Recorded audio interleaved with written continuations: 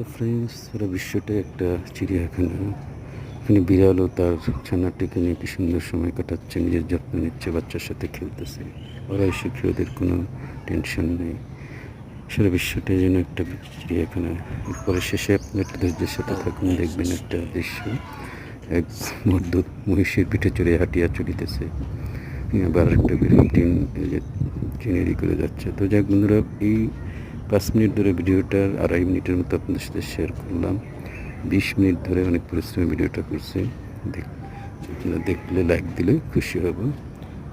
আমার কষ্ট হয়েছে এই জন্য যে ল্যাট্রিনের মানে পুরা সার্কেলের মাঝখান থেকে ভিডিওটা শ্যুট করছি।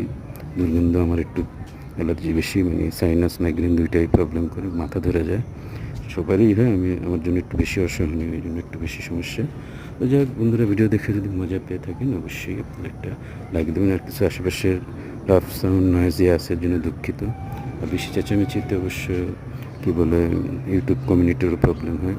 আর চারিদিকে বাচ্চা কাচ্চা চেঁচামেচি ওরা ডাকে করে, একটা শহরতলি পরিবেশ আর কি। ধন্যবাদ। Stay connected.